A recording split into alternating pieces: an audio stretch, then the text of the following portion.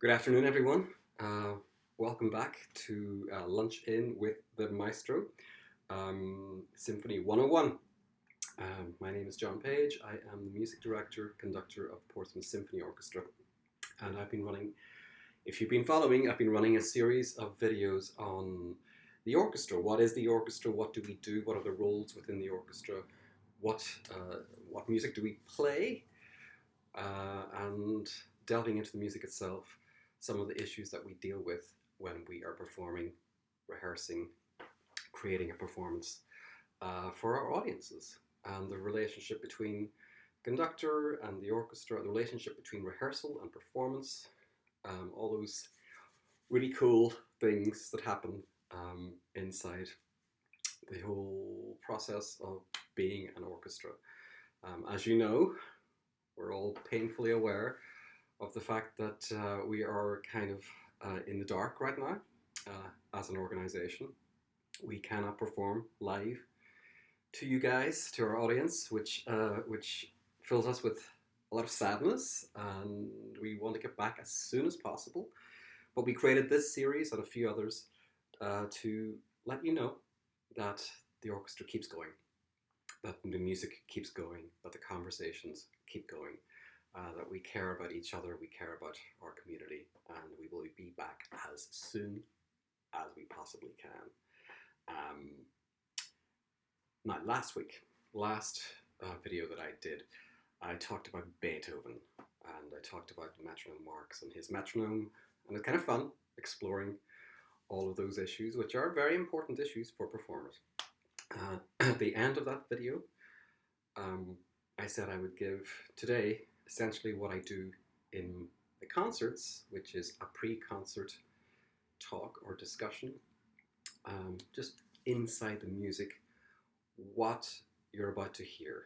And the piece that I've chosen to work on today is following on from last week, obviously. It's the Beethoven Symphony No. 5. This monumental work, which we hope will start our season in the fall. So here's a little taste of what's going to happen, a little teaser. So Beethoven's Fifth Symphony. It is possibly, and this is, you can argue with this, and some will, but it's possibly the most famous piece of music in the world. Certainly the opening few notes, right?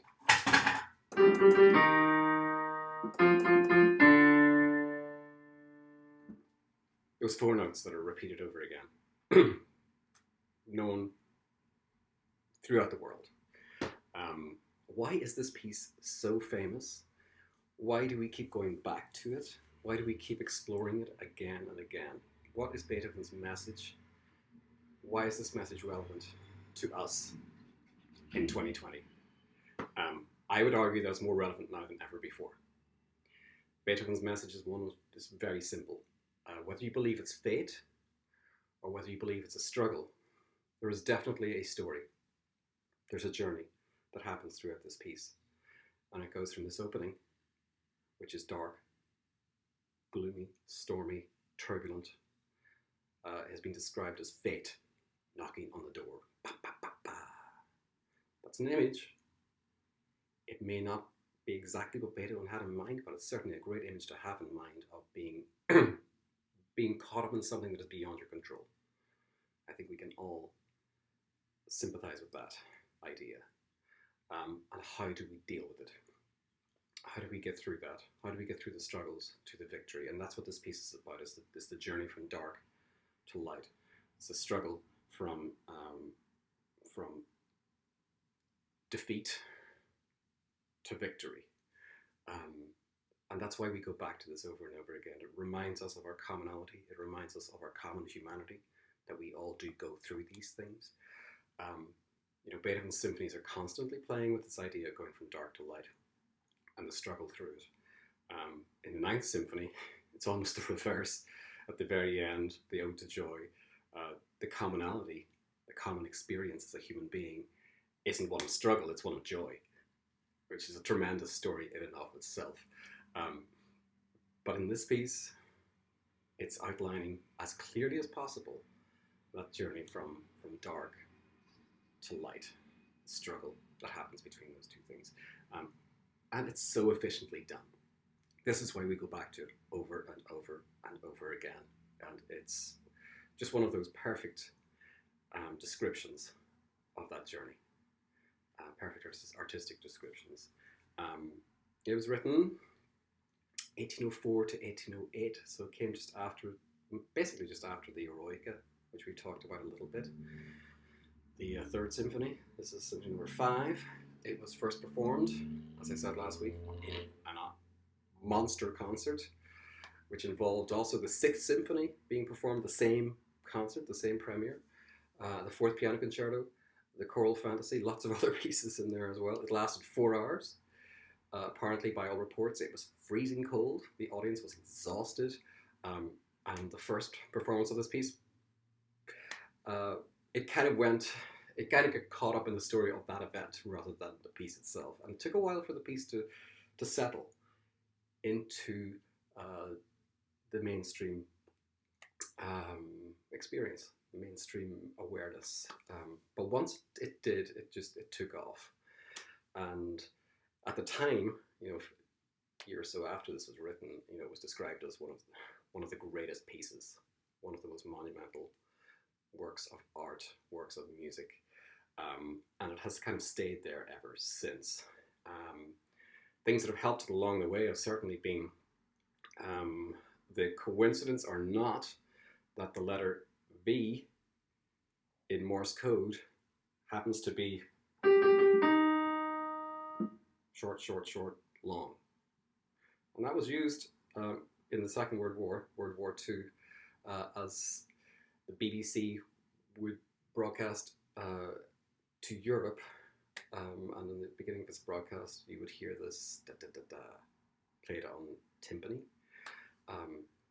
which meant V. But of course, it's this piece as well. V also in Roman numerals is 5. Beethoven 5. All these coincidences come together.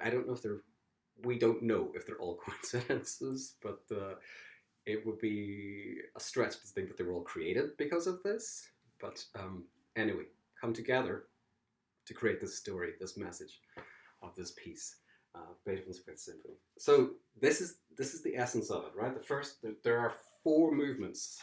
I'll just talk a little bit about the movements and how it's put together. We call it structure, we call it form, but how it's put together. Each movement kind of has its own character, its own mood. They are related. I'm not going to talk too much about keys and modulations and all that kind of stuff. That's for us to worry about, not for you. Few things that you do need to know. 4 distinct movements. They all each have their own character. In a symphony, that's normally what you would find, 4 different movements. This one is different because the third movement goes directly, without a break, into the last movement. And that's a really important link. It goes straight into the last movement. And that's new. Also things that are new in this symphony, just before I talk about the structure, the instruments that actually play in it, it's a normal orchestra as you would imagine. If you remember our score, this is what it looks like. You have here, and we've been through this over and over, but I just want to make sure this is what I see, so I'd like you to see what I see. The flutes, oboes, clarinets, bassoons, horns, 2 of them, 2 trumpets, timpani, the drums, and then our string section, which is comprised of 2 violin sections, a viola section, the cellos, and the basses, who kind of play together a lot, but not all the time, because you can see here, right? Here the cellos are emancipated from the basses. So we talked about the bass and cello link in a previous video. Well, here, they do get separated out. So an example of it. That's basically what you see. That's movement number 1. I shall take you to the beginning of movement number 4, which is kind of where the earth breaks open, and a few things I want you to notice about this. First of all, and I've written big red pencil, piccolo. There's a piccolo in this orchestra now. There's also a contrabassoon. You remember that big guy? The big bassoon, yeah. And then we also have trombones. 3 trombones. Now, is this the absolute first time these instruments have been used in a symphony orchestra? Maybe the contrabassoon. Piccolo you will find in some other pieces, some other symphonies. And the trombones appeared, I think, in a symphony in 1807. But in mainstream, the actual, the Beethoven symphonies and the big pieces, this is really where these instruments appear for the first time in a symphony. Beethoven's thinking, whether or not this is the first time they appeared, somewhat irrelevant. It's why. And Beethoven is trying to expand. He's trying to take us to a different place, and he's literally filling the orchestra with more instruments to take us to a different kind of sound world. And this one, as you will see from the start of this, if you can see it really closely, and I'll show you in the string section because that's kind of where. So you've got your clef, and you've got your C, which is a time signature, it's a common time, but you don't have any key signature. There are no accidentals. Remember the very beginning of this piece? We talked about this, I think, 2, maybe 3 videos ago. Very beginning of this piece, you'll see that there are indeed, see those 3 little symbols there? We talked about those. Those are flats, and those 3 flats, those refer to notes which you flatten as you play. Those 3 flats together symbolize the key of, in this case, C minor. In the last movement, you take away your sharps and your flats, and you get C major. The difference, of course, is that's minor, which we associate with a certain sadness, darkness, even. That's major. And he plays with these 2 things, right? He starts in C minor and he goes to C major. He goes from dark to light. It's a very obvious thing. Do you know what? It just hadn't been really done before. This is the first time that a finale ended in the same key, but in the major.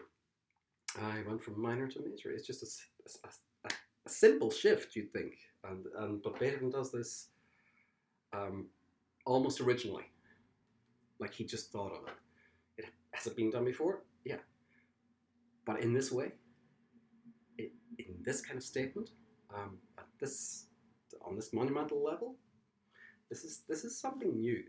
So he's breaking a lot of things apart here. So that's the last movement. 4 movements. First movement. It's all organized around this.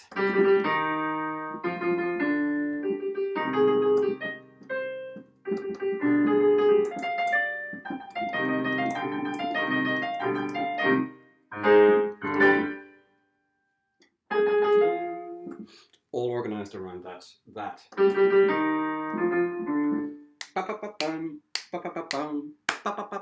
Always coming after the beat.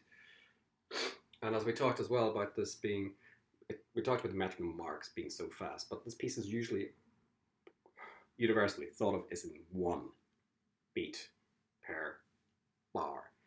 And each section, each grouping of 4 bars becomes a kind of meta bar, on the macro level. So he's organizing the whole thing around that. 4, 1, 2, 3, 4, 1, 2. This is how he's organizing. Very tight rhythmic, very tight metric, very tight material in its organization. Just really efficient machine. That's what you hear at the beginning. Later on, this is a sonata form. So what you find in sonata form is there are 2 ideas. The first is usually something really driving, like we have here. The second is usually something a little more relaxed, which we also have here.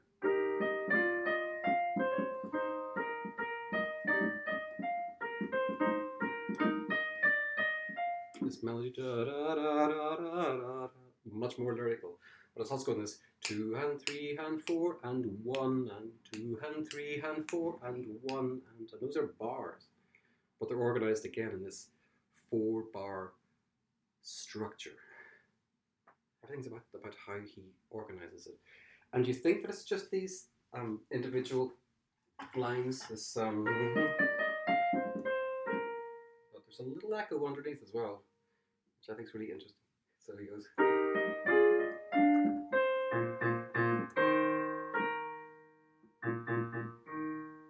This little accompaniment in the bottom of the orchestra. Boom, boom, boom, boom. Always thinking about that first theme. And it's really the combination of these two things that create, that is sonata form. Right? You take your first idea, your second idea, you play them separately, you play with the ideas that those themes bring up during a development section. You kind of take it apart, and play a bit with it, and then you bring it back together at the end in a synthesis. So it's a simple enough form to understand. It's just two different things. You explore their commonalities, and at the end you bring them together, or try to. Sometimes not always, but that's kind of the idea of sonata form. But that's the first movement. It's very short by Beethoven standards. The Eroica was 20 minutes long, first movement. This, 7 or 8. It's short, it's concise, it's efficient. And that's really, I think, what grabs people about this movement, about this piece. Second movement is a contrast, which you would expect.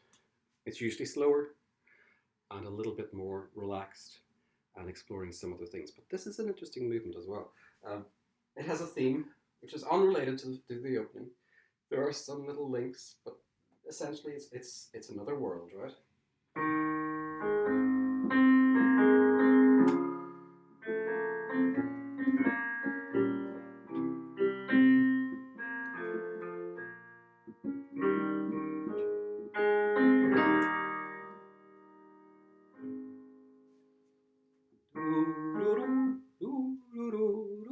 This dotted figure, dum, ba-bum, ba-bum, ba-bum, ba-bum. It's like a little dance. And it's a theme, variations. Variations basically say you state something and then you change it a little bit, you state it again, and you change it. So you vary it each time. But the thing about this movement is that it keeps trying to come to a conclusion, and it keeps reaching a point which is actually quite loud. And we get this big arrival, and I'll try and do it justice, but this is kind of where we end up.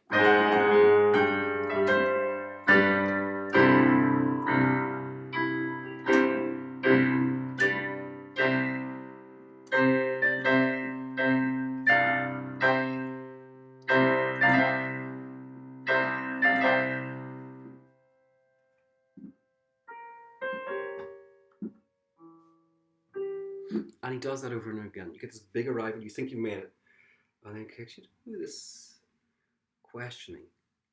Are we there? Is this really it? And that happens 3 times. Each time is a different variation. It gets changed. It gets developed. But it's the same kind of journey, the same trajectory. We start with this theme, we reach this big climax, dun, dun, dun, dun, which is actually in C major, if you want to know. And then it goes into this hesitant, questioning world, shady, shadowy world of, is this actually real? And he does that a few times, and he leaves it inconclusive. Even at the end, he just leaves it with this question mark, which I think kind of sums it up. It's the opening theme again, coming back at the very end. But the very final statement is just this.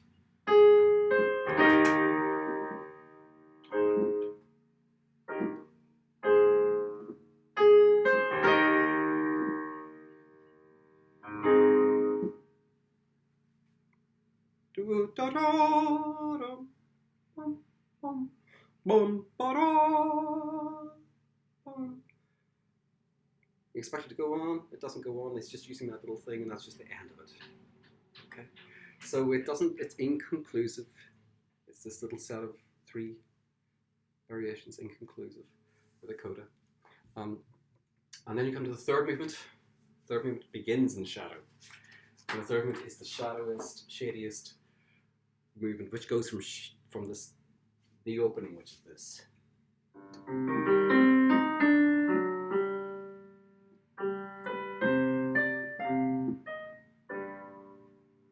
So it's all questions, and it's darkness and shadows.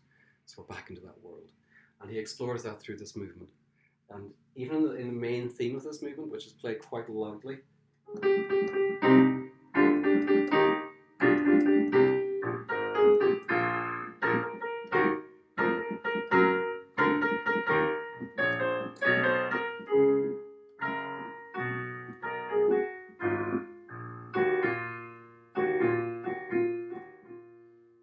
gotta forgive my finger, it jumps around keys a lot of there's C flats in there.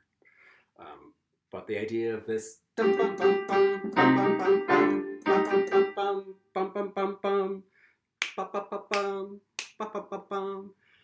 it's the first theme, first movement coming back again, different way. This time in this triple meter. Again, it's unsettled, it's driving, it's marching forward. And he goes back to the shadows, and he plays between these two things in this movement. And eventually, he tries to find a way out of it. And even, I'll show you one section of this as we get into the last movement. I told you the third movement goes into the fourth movement directly. And he goes into this coda. And you'll find here that we've got all these weird ghosts and shadows. He's got, I don't know if you see it, right? See this violins here? These little grace notes, and then pizzicatos. It's just ghosts and shadows and shades. There is a trio section to the scherzo and trio. So it has a scherzo and a trio section, which is actually C major, and then another scherzo section, which is in C minor. So again, we're just in this world. We won't leave it alone. But the shadows that he creates eventually comes to this moment.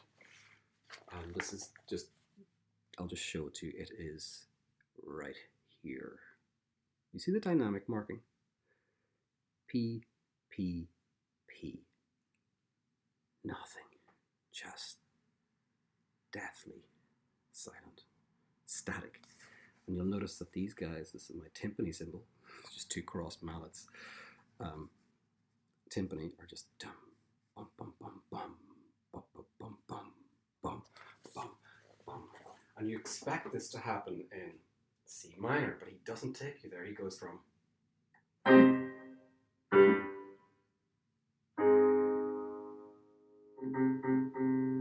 now the note in the timpani is still C, but the context is a different world. He's suddenly opening up into somewhere different. And this is the transition. This takes us all the way. He builds it up over quite a lot of bars, and builds it up, and the violins keep climbing up. They keep climbing up.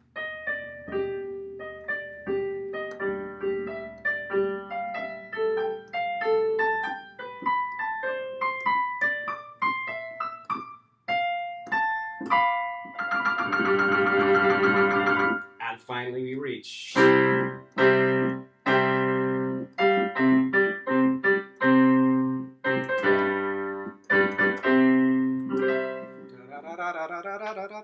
Finally we reach our C major. And our trombones come in, contrabassoon, piccolo. We're in this glorious world of C major. And he just takes us from here on the victorious journey to the end. We've made it. There are shadows that happen in between it, which make it a little bit more rich and interesting. We do go back to the third movement a little bit in the middle of all this for a short period of time.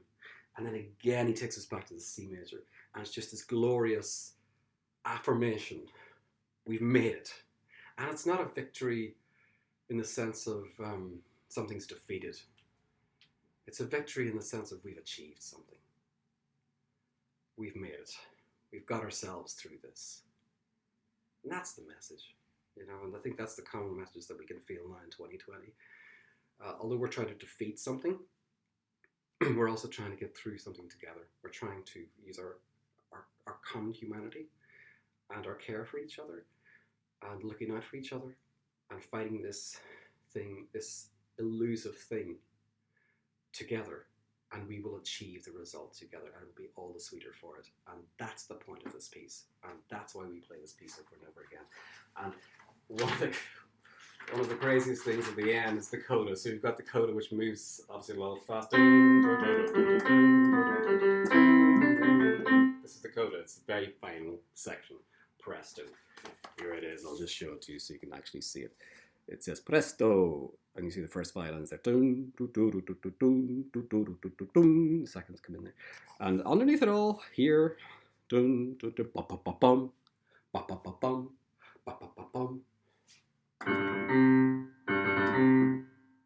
yeah, right. It's the first movement. It's the opening thing coming back again. He's playing with that, but now we're in C major, and we've made it. And but this goes on. The ending here. This is the piece known in the musical world and beyond as the piece that doesn't end. How do you end a piece? There's a whole nother video. Endings of pieces. This one, he just keeps going at the C major, C major, C major, C major. The end is 29 bars. 29 bars of C major. This.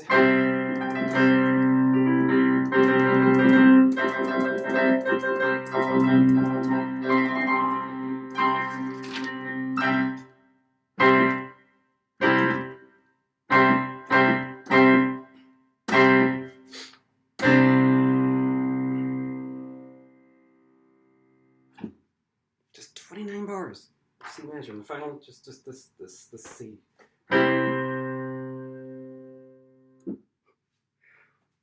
Over and over again. It's joyous. It's unashamedly victorious. It's simple. There's something that's just so appealing about it. And in the hands of a lesser composer who takes an ending like that, after a while we're like, oh, could you just finish? Just find the end. With Beethoven and in this piece, you need it. It's a counterbalance to some of the stuff that you've been working through the whole piece to get you there. And for me, and I think because it's so popular, I can say this with a certain amount of authority, for most musicians and for the world, this piece, it just means so much, and it's so well put together, and it's so efficient. And the journey that you take on this piece is a glorious one, and it's one that we can all associate with. It's relevant to all of our lives, and that's the key, is making music that we play relevant to your lives, so you can feel the commonality, the common humanity. That's the message of music. And Beethoven, what he does here is unique, which is why we hope to begin our fall season with this piece, to give us that sense of recognition of what we've been through, but also that we will overcome and that we will be victorious. So thank you so much for watching. I'll see you again next week. Please stay safe, stay healthy, and look after each other.